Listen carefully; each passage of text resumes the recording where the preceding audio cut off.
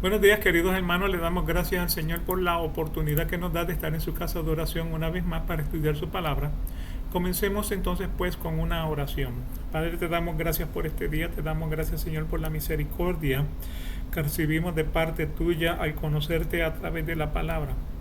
Te pedimos que el estudio de hoy cabe hondo en los corazones de cada uno de los presentes y que tú nos reveles las cosas grandes y ocultas que has preparado para nosotros. Y todo esto te lo pedimos en el nombre del Señor Jesucristo, para gloria y honra de tu nombre. Amén.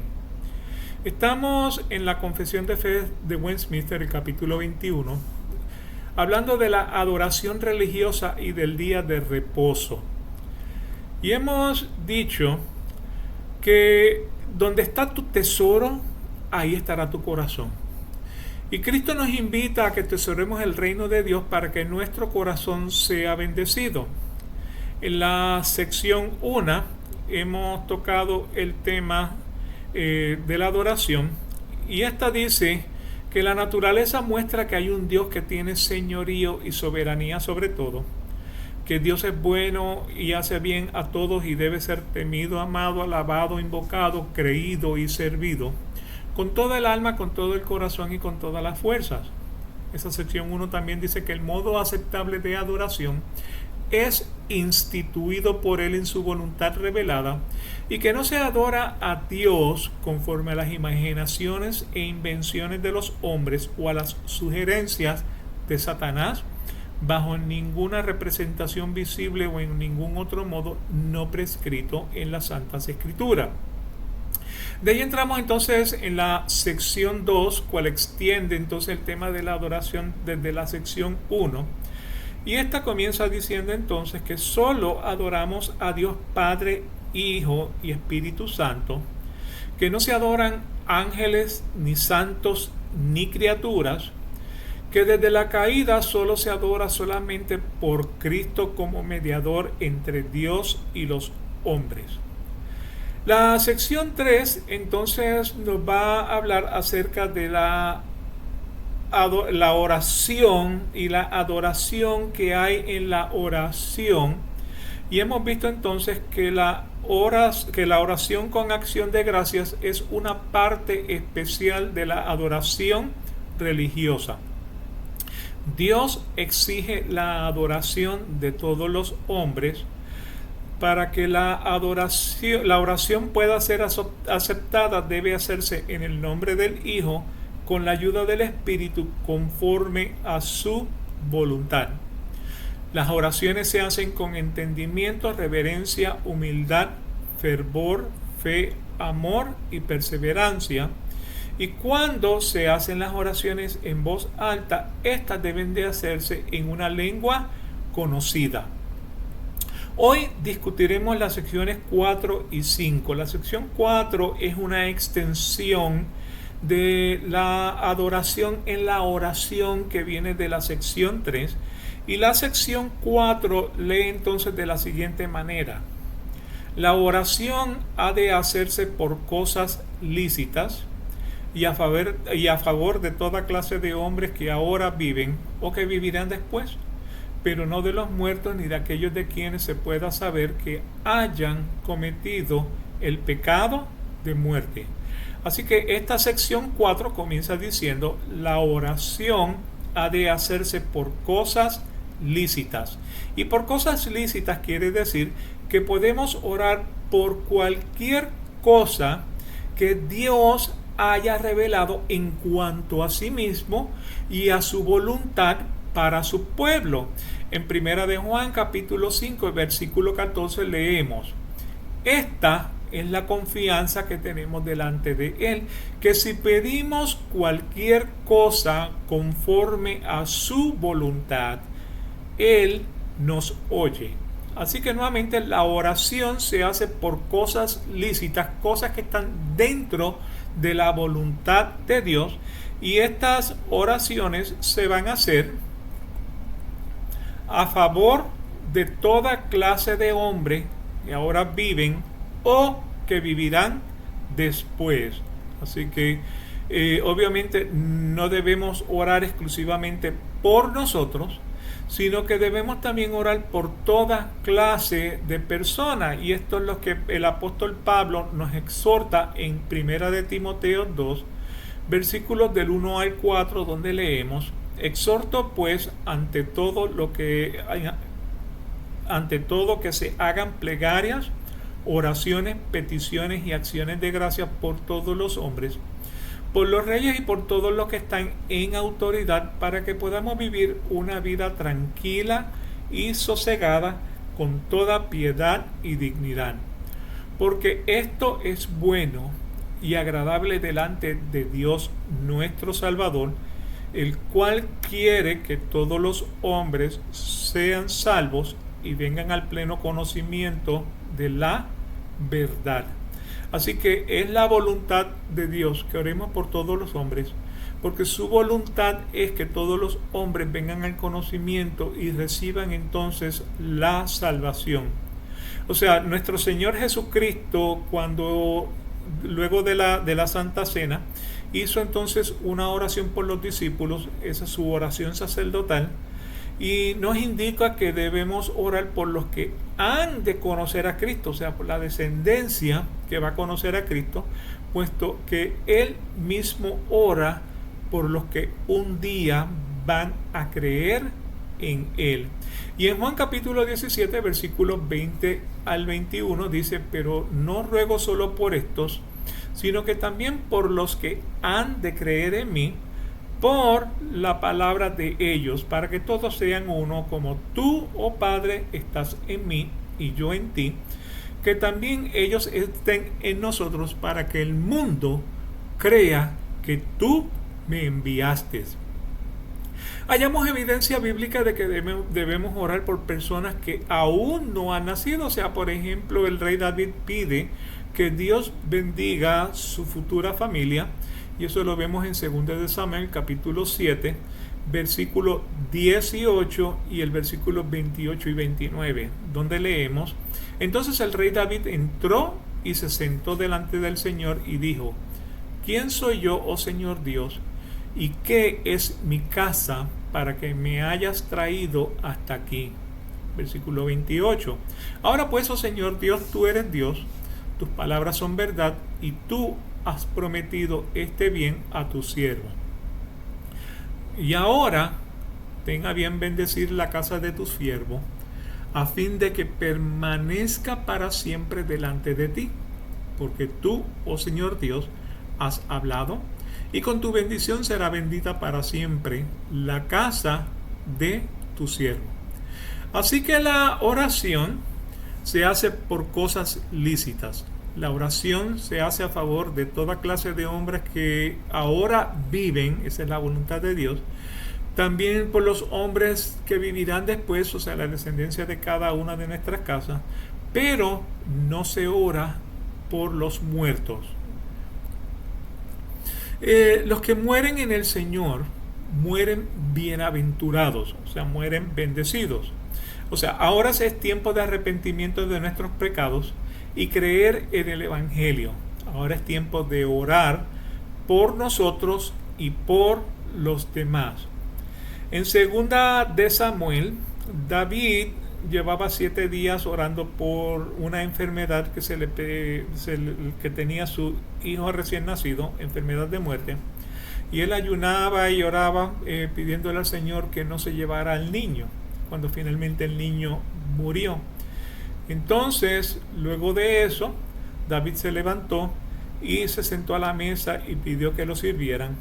Así que 2 de Samuel, capítulo 12, versículo 21 al 23, leen de la siguiente manera: así que sus siervos le dijeron: ¿qué es esto que has hecho?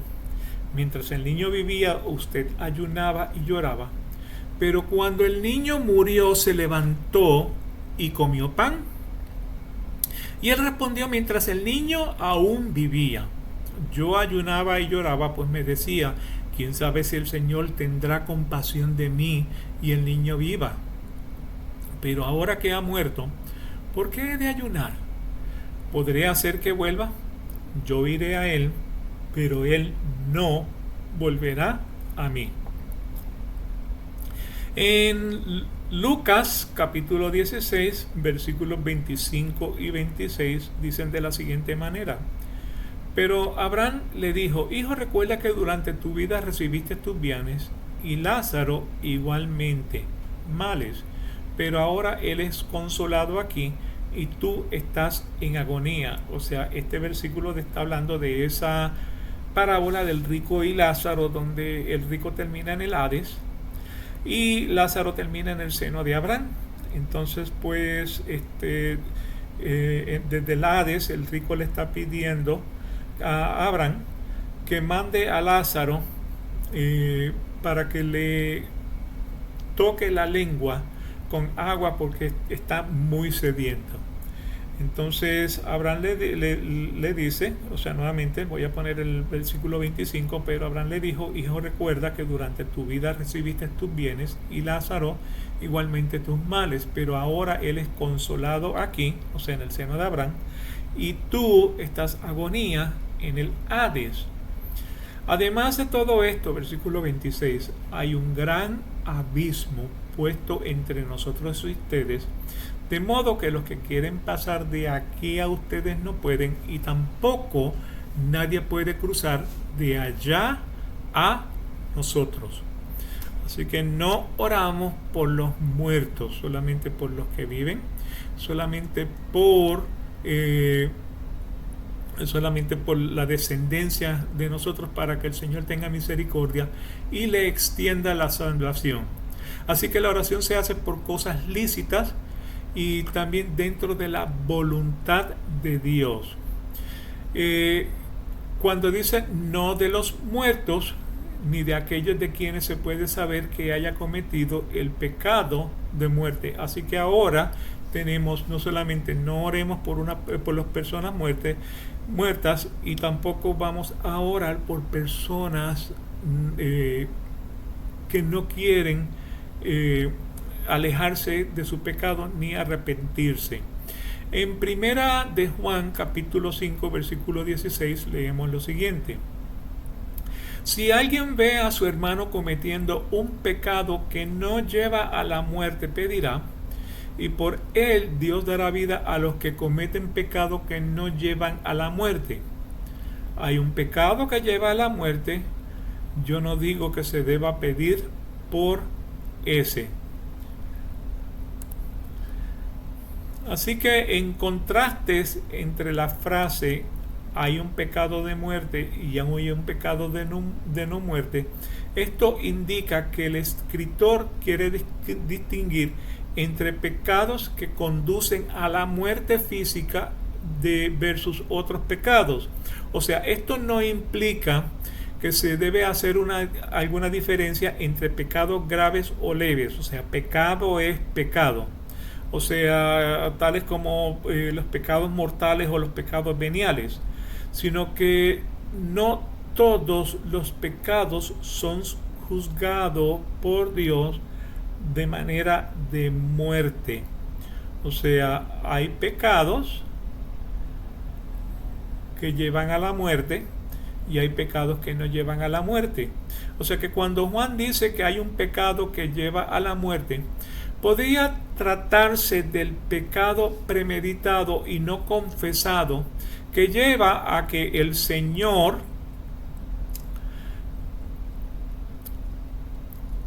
ponga fin a la vida del creyente.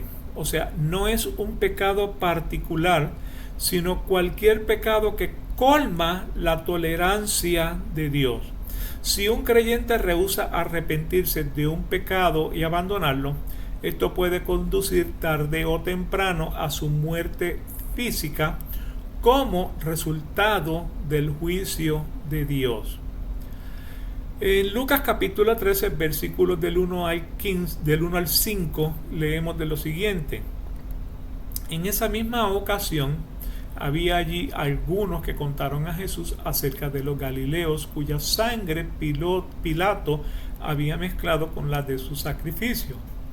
Él les respondió: ¿piensan que estos galileos eran más pecadores que todos los demás galileos porque sufrieron esto?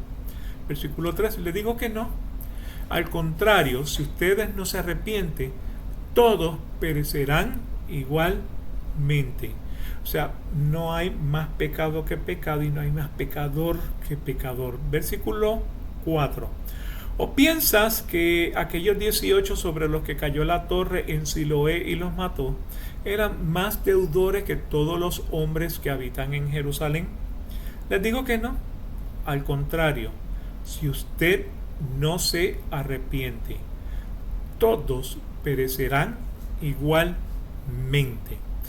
Entonces, ninguna oración intercesora será eficaz a favor de quienes hayan cometido un pecado tan deliberado e insolente, lo cual significa que la disciplina de Dios con la muerte física es inevitable en esos casos, porque Dios quiere preservar la pureza de su iglesia. En Mateo capítulo 12, versículo 31 lee: por esto les digo, que todo pecado y blasfemia será perdonada a los hombres, pero la blasfemia contra el Espíritu Santo no será perdonada. O sea, la blasfemia contra el Espíritu Santo es el único pecado que no es perdonado, ya que a través de la blasfemia se le atribuye las obras de Satanás, las obras del Espíritu Santo a Satanás, a pesar de que uno sabe que es el Espíritu Santo quien las hace. O sea, los fariseos no podían negar lo que el Espíritu Santo estaba haciendo o había hecho a través del Señor Jesús, así que atribuyeron a Satanás una obra que ellos sabían que era de Dios. Y esto es entonces lo que se conoce entonces como la blasfemia en contra del Espíritu Santo. Debemos tener también cuidado al juzgar el estado espiritual de otras personas. Normalmente debemos continuar orando por la salvación de aquellos que no conocen a Cristo, sin importar sus circunstancias. Así que, en resumen de la sección 4, la oración ha de hacerse por las cosas lícitas. La oración es por hombres vivos o que vivirán. La oración no es para los muertos ni para pecadores no arrepentidos. Continuemos entonces con la sección 5, la cual lee de la siguiente manera: la lectura de las Escrituras con temor reverencial, la sólida predicación y el escuchar consistentemente la palabra en obediencia a Dios con entendimiento, fe y reverencia, el cantar salmos con gracias en el corazón y también la debida administración y la recepción digna de los sacramentos instituidos por Cristo. Todas estas cosas son parte de la adoración religiosa ordinaria a Dios. Y además, los juramentos religiosos, los votos, los ayunos solemnes y las acciones de gracias en ocasiones especiales han de usarse en sus tiempos respectivos de una manera santa y religiosa. Luego de discutir la adoración religiosa en general y la oración en particular, la Confesión de Westminster prosigue a tratar otros elementos de la adoración pública y también ciertos actos de adoración que pueden ser públicos o privados. Entre los requisitos ordinarios de la adoración vamos a encontrar, número 1, la lectura de las Escrituras. En los requisitos ordinarios de la adoración vamos a encontrar entonces el escuchar las predicaciones, el cantar de los salmos, el recibir los sacramentos de Santa Cena y bautismo, con los juramentos religiosos, los votos a Dios, los ayunos y las acciones de gracia. En la lectura de las Escrituras con temor reverencial, encontramos que el pueblo judío una vez por semana visitaba el templo para escuchar la lectura de las Escrituras. En Hechos capítulo 15, versículo 21 leemos: porque Moisés desde generaciones antiguas tiene en cada ciudad quienes lo prediquen. pues todos los días de reposo es leído en las sinagogas. En Lucas capítulo 4, versículos 16 al 22, dice de la siguiente manera: y vino, en este caso Jesús, a Nazaret, donde había sido criado, y entró conforme a su costumbre el día del sábado en la sinagoga, y se levantó a leer. Y fuele dado el libro del profeta Isaías, y como abrió el libro, halló el lugar donde estaba escrito: el Espíritu del Señor está sobre mí, por cuanto me ha ungido para dar buenas nuevas a los pobres, me ha enviado para sanar a los quebrantados de corazón, para pregonar a los cautivos libertad y a los ciegos vista, para poner en libertad a los quebrantados, para predicar el año agradable del Señor. Y rollando el libro lo dio al ministro, y sentóse, y los ojos de todos en la sinagoga estaban fijos en él, y comenzó a decirles: hoy se ha cumplido esta escritura en vuestros oídos. Y todos le daban testimonio y estaban maravillados de las palabras de gracia que salían de su boca, y decían: ¿no es este el hijo de José? La razón por la cual debemos leer la palabra de Dios es porque esta está llena de promesas de vida eterna. Esta aumenta nuestra fe en Dios y nos advierte de la segunda venida de Jesucristo. En Juan capítulo 5, versículo 39 leemos: escudriñad las escrituras, porque a vosotros os parece que en ellas tenéis la vida eterna, y ellas son las que dan testimonio de mí, testimonio de Jesús. En Romanos capítulo 10, versículo 17 dice: luego la fe es por el oír, y el oír de la palabra de Dios. Quiere decir que la confianza de nuestra creencia se desarrolla cuando escuchamos la palabra de Dios. En Apocalipsis capítulo 1 y el versículo 3 leemos: bienaventurado el que lee y los que oyen las palabras de la profecía y guardan las cosas que están escritas en ella, porque el tiempo está cerca. Queriendo decir que el tiempo de la segunda venida, el día del juicio y el establecimiento del reino eterno están cerca. Otra parte normal de la adoración pública es la sólida y sana predicación de la palabra. En primera de Timoteo capítulo 4 versículo 2 dice: predica la palabra, insiste a tiempo y fuera de tiempo, amonesta, reprende, exhorta con mucha paciencia e instrucción. Así que la lectura de las escrituras con temor reverencial, la sólida predicación y el escuchar conscientemente la palabra en obediencia a Dios con entendimiento, fe y reverencia es la manera en la que escuchamos la predicación de la palabra, y esto también pues es importante. Debemos escuchar conscientemente, es decir, atenta y concienzudamente.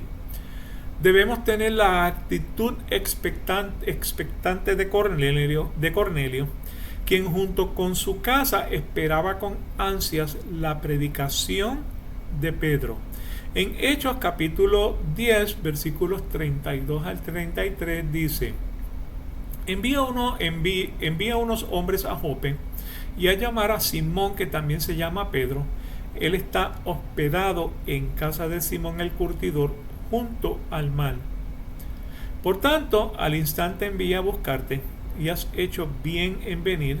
Ahora pues, todos nosotros estamos aquí presentes delante de Dios para oír todo lo que el Señor te ha mandado. Debemos escuchar obedientemente, siendo no tan solo oidores de la palabra, sino también hacedores de la palabra.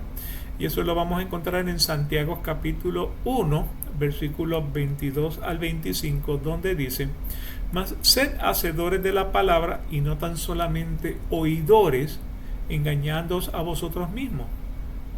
Porque si alguno oye la palabra y no la pone por obra, este tal es semejante al hombre que considera en un espejo su rostro natural. Versículo 24, porque él se consideró a sí mismo y se fue luego, se olvidó qué tal era. Mas el que hubiera mirado atentamente en la perfecta ley, que es la de la libertad, y perseverando en ella, no siendo oidor o olvidadizo, sino hacedor de la obra, este tal será bienaventurado en su hecho. Versículo 24, porque en Santiago capítulo 1, versículos 2 y 4 leemos: tenga por sumo gozo, hermanos míos, cuando se hallen en diversas pruebas, sabiendo que la prueba de su fe produce paciencia, y que la paciencia tenga su perfecto resultado, para que sean perfectos y completos, sin que nada les falle. De la parábola del sembrador aprendemos que debemos escuchar con entendimiento. De lo contrario, lo que hayamos oído nos será arrebatado fácilmente. En Mateo capítulo 13, versículo 19, a todo el que oye la palabra del reino y no la entiende, el maligno viene y arrebata lo que fue sembrado en su corazón. Este es aquel en quien se sembró la semilla junto al camino. Y como se nos dice en la advertencia de Hebreos, escuchar solo nos servirá si lo hacemos con fe. En Hebreos capítulo 4, versículo 2 dice: porque en verdad a nosotros se nos ha anunciado las buenas nuevas, como también a ellos. Pero la palabra que ellos oyeron no les aprovechó, por no ir acompañada por la fe en los que la oyeron. Si no cree lo que dice la palabra de Dios, nada le aprovecha. Naturalmente no podremos hacer ninguna de estas cosas si no escuchamos la palabra con reverencia. En Isaías capítulo 66, versículos 1 y 2 dice: así dice el Señor: el cielo es mi trono y la tierra el estrado de mis pies. ¿Dónde pues está la casa que podrían edificarme? ¿Dónde está el lugar de mi reposo? Todo esto lo hizo mi mano, y así todas estas cosas llegaron a ser, declara el Señor. Pero a este miraré, al que es humilde y contrito de espíritu, y que tiembla ante mi palabra. Un hombre o mujer que toma a Dios no se acerca a escuchar la palabra como si se tratara de algo común meramente para pasar el rato, o como si fuera a escuchar lo que un hombre común y corriente pudiera decir. Al contrario, tal persona presta atención a la palabra, ya sea leída o predicada, con total reverencia. Dicho individuo examina la predicación y medita en la palabra de Dios de día y de noche.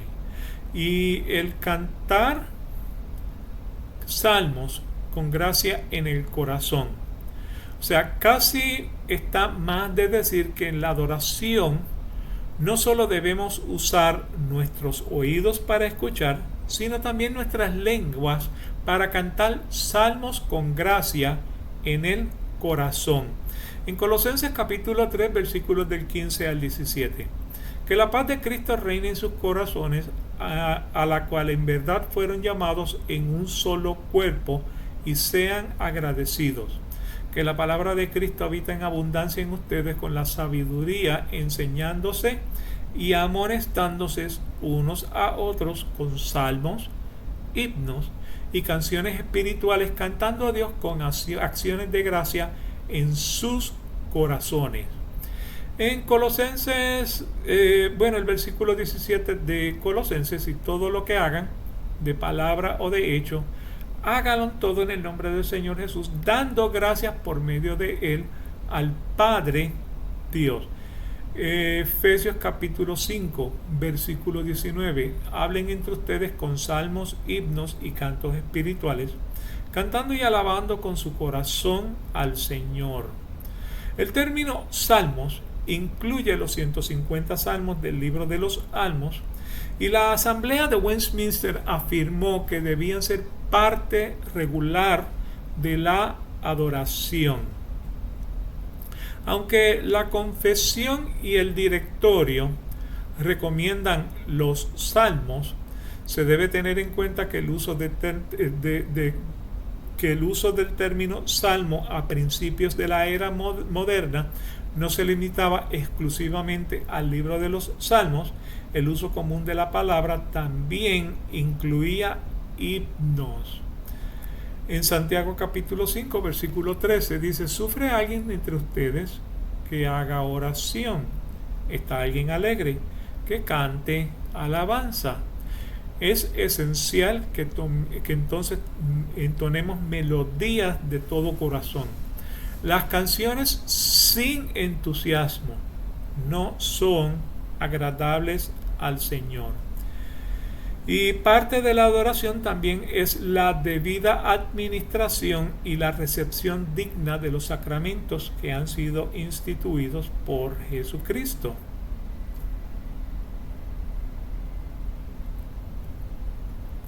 El aspecto final de la adoración religiosa regular que se debe mencionar aquí es la debida administración de los sacramentos por parte del ministro y la recepción digna de los sacramentos por parte de los miembros de la Iglesia.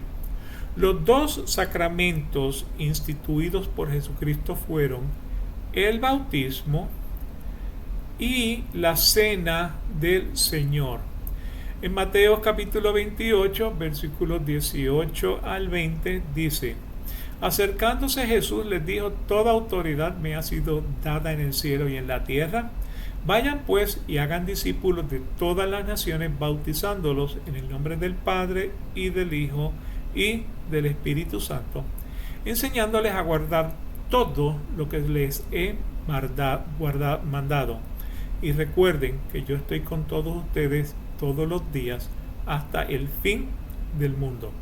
En Hechos capítulo 2, versículo 42 dice: y se dedicaban continuamente a las enseñanzas de los apóstoles, a la comunión, al partimiento del pan y a la oración. O sea que nuevamente hemos visto el bautismo en la historia como el pueblo pues entonces practicaba del bautismo y practicaba también del partimiento del pan o de la Santa Cena. Esta Santa Cena la vemos en los evangelios. Sin embargo, pues Pablo nos revela el contenido de esta también en Primera de Corintios capítulo 11, versículos del 23 al 30, donde leemos: porque yo he recibido del Señor lo mismo que les he enseñado, que el Señor Jesús, la noche en que fue entregado, tomó pan, y después de dar gracias lo partió y dijo: esto es mi cuerpo, que es para ustedes, hagan esto en memoria de mí. De la misma manera tomó también la copa después de haber cenado, diciendo: esta copa es el nuevo pacto en mi sangre. Hagan esto cuantas veces la beban en memoria de mí. Porque todas las veces que coman este pan y beban esta copa, proclaman la muerte del Señor hasta que Él venga. De manera que el que come el pan o beba la copa del Señor indignamente será culpable del cuerpo y de la sangre del Señor. Por tanto, examínese cada uno a sí mismo, y entonces coma del pan y beba de la copa. Porque el que come y bebe sin discernir correctamente el cuerpo del Señor, come y bebe juicio para sí. Por esta razón hay muchos débiles y enfermos entre ustedes, y muchos duermen, o sea que están muertos espiritualmente. Así que todas estas cosas son parte de la adoración ordinaria. O sea, la lectura de las escrituras, el escuchar conscientemente la palabra, el cantar salmos con gracia en el corazón y la debida administración y la recepción digna de los sacramentos que ha sido instituido por Cristo. Son parte de la oración ordinaria también todos los aspectos de la adoración que ofrecemos mediante nuestro Señor Jesucristo. Así que otra dimensión son entonces los juramentos religiosos. Adoramos a Dios en nuestros juramentos, en los cuales invocamos a Dios como testigo. En Deuteronomio capítulo 6, versículo 13, temerás solo al Señor tu Dios, y a Él adorarás y jurarás por su nombre. Dios, cuando dice jurarás por su nombre, Dios es tu testigo. En Nehemías capítulo 10, versículos 28 al 29, y el resto del pueblo, los sacerdotes, los levitas, los porteros, los cantores, los sirvientes del templo, y todos los que se han apartado de los pueblos de las tierras para aceptar la ley de Dios, también sus mujeres, sus hijos y sus hijas, y todos los que tienen conocimiento y entendimiento, versículo 29, se adhieren a sus parientes, sus nobles, y toman sobre sí un voto y un juramento de andar en la ley de Dios que fue dada por medio de Moisés, siervo de Dios, y de guardar y cumplir todos los mandamientos de Dios nuestro Señor, y sus ordenanzas y sus estatutos. Jesús nos recuerda que Dios es parte de cualquier juramento. O sea, si juras por el cielo, si juras por la tierra, si juras por Jerusalén o por tu cabeza,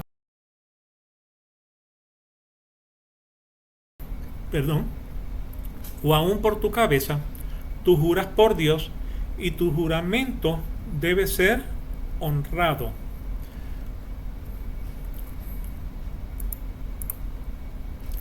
Ahora, tener que jurar o hacer juramentos para apoyar tus acciones solo revela la debilidad de tu palabra y demuestra que no hay suficiente peso en su carácter para confirmar los dichos de tu boca. Por lo que es mejor decir, en vez de jurar, es mejor decir que tu sí sea sí y que tu no sea no. Adoramos a Dios en nuestros votos, adoramos a Dios en los cuales hacemos promesas de hacer o darle algo a Dios. En Isaías capítulo 19, versículo 21, el Señor se dará a conocer en Egipto, y los egipcios anunciarán, y los egipcios conocerán al Señor aquel día, adorarán con sacrificios y ofrendas, harán voto al Señor y lo cumplirán. En Eclesiastés capítulo 5, versículos 4 y 5, cuando haces un voto a Dios, no tardes en cumplirlo, porque Él no se deleita en los necios. El voto que haces, cúmplelo. Es mejor que no hagas votos a que hagas votos y no los cumplas. La sección 5 dice también que adoramos a Dios en los ayunos solemnes. Ayuno significa abstenerse de la comida, no necesariamente de la bebida. En la Biblia el hombre observaba abstinencia de comer por varias razones. Por ejemplo, pierden el hambre cuando están frente a una situación estresante. David no comió frente a la enfermedad de su hijo, que duró unos 7 días hasta que el Señor finalmente se lo llevó. Se ayunó cuando el pueblo fuese atacado por otra nación. O sea, se nos quita el hambre cuando estamos de luto ante la pérdida de un ser querido. Otros ayunaban en busca de la voluntad de Dios. Sin embargo, tome nota que el ayuno no se usa para cambiar la voluntad de Dios, ya que contradice lo que dice el Padre Nuestro en Mateo 6:10, donde dice: véngase tu reino, hágase tu voluntad, así en la tierra como en el cielo. El ayuno es una forma formal de afligir el alma, como en el ayuno escogido por Dios, donde el hombre en el Yom Kippur se aflige por 24 horas para experimentar la vida del pobre cuando no tiene que comer, no tiene que calzar, dónde vivir y por el estilo. En Joel capítulo 2, versículos 12 y 13 dice: aún ahora, declara el Señor, vuelvan a mí de todo corazón con ayuno, llanto y lamento.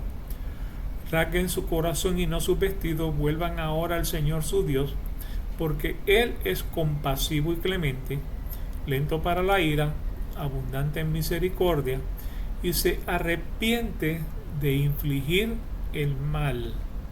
Mateos capítulo 9, versículo 15 dice: y Jesús les respondió: ¿acaso los acompañantes del novio pueden estar de luto mientras el novio está con ellos?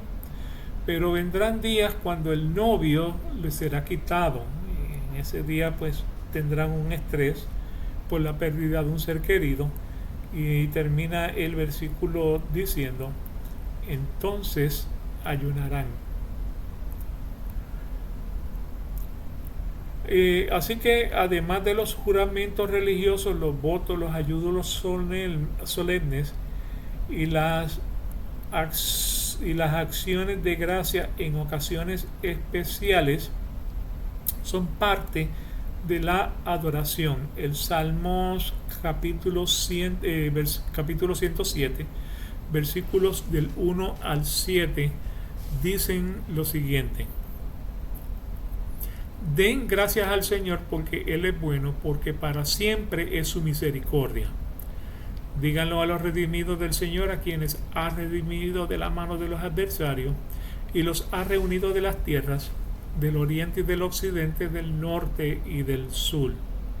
Vagaron por el desierto, por lugar desolado, no hallaron camino a ciudad habitada. Hambrientos y sedientos, su alma desfallecía en ellos.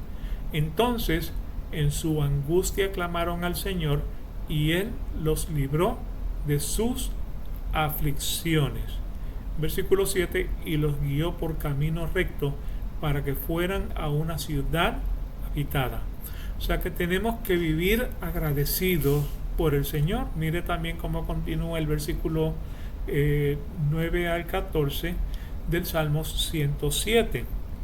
Nuevamente, den gracias al Señor por su misericordia y por sus maravillas para con los hijos de los hombres, porque Él ha saciado al alma sedienta y ha llenado de bienes el alma hambrienta.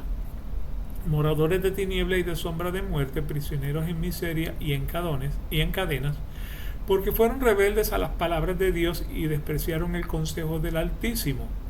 Humilló sus corazones con trabajo, tropezaron y no hubo quien los socorriera. Entonces en su angustia clamaron al Señor, y Él los salvó de sus aflicciones. Los sacó de las tinieblas y de las sombras de muerte y rompió sus cadenas. Nuevamente, pues entonces tenemos que darle gracias al Señor. Vemos esto también en la continuación del Salmo 107, versículos del 15 al 20, donde entonces leemos nuevamente: den gracias al Señor por su misericordia y por sus maravillas para con los hijos de los hombres, porque Él rompió las puertas de bronce e hizo pedazos las barras de hierro. Por causa de sus caminos rebeldes y por causa de sus iniquidades, los insensatos fueron afligidos. Su alma aborreció todo alimento y se acercaron hasta la puerta de la muerte. Entonces en su angustia clamaron al Señor, y Él los salvó de sus aflicciones. Él envió su palabra y los sanó y los libró de la muerte. Estos son algunos ejemplos de dar gracias al Señor. Otros pues continúan en el Salmo 107 desde los versículos 21 al 43, cuales exhorto los leen en su tiempo libre. La adoración pues ha de usarse en su tiempo respectivo de una manera santa y religiosa. Los juramentos, los ayunos, las acciones de gracia, tal como la oración o los cánticos, pueden hacerse públicamente o privadamente. Cada uno de estos aspectos de la adoración tiene su tiempo y tiene su ocasión. No obstante, en toda situación, puesto que recibimos un reino que es inconmovible, demostremos gratitud, mediante la cual ofrezcamos a Dios un servicio aceptable con temor y reverencia. O sea, en Hebreos capítulo 12, versículos 28 y 29 dicen: por lo cual, puesto que recibimos un reino que es inconmovible, demostremos gratitud, mediante la cual ofrezcamos a Dios un servicio aceptable con temor y reverencia, porque nuestro Dios es fuego consumidor. En resumen de la sección 5 vemos que ciertos actos de la adoración pueden ser públicos o privados, y que los requisitos ordinarios de la adoración incluyen: número 1, la lectura de las escrituras, el escuchar predicaciones, el cantar salmos, recibir los sacramentos de la Santa Cena y del bautismo. También con los requisitos de la adoración encontramos con los juramentos religiosos, los votos, los ayunos y las acciones de gracia. Esto concluye este estudio de la Confesión de Fe de Westminster, las secciones 4 y 5. Oremos.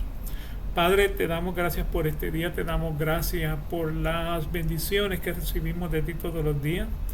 Enséñanos a adorar como a ti te gusta que te adoren, y todo sea para gloria y honra de tu nombre, y por el mérito de nuestro Señor Jesucristo en la cruz del Calvario, para su gloria, en el nombre de Jesucristo. Amén. Dios cuide, Dios proteja a su pueblo, Dios salve a su pueblo, y nos veremos entonces en el servicio. Que Dios los continúe bendiciendo.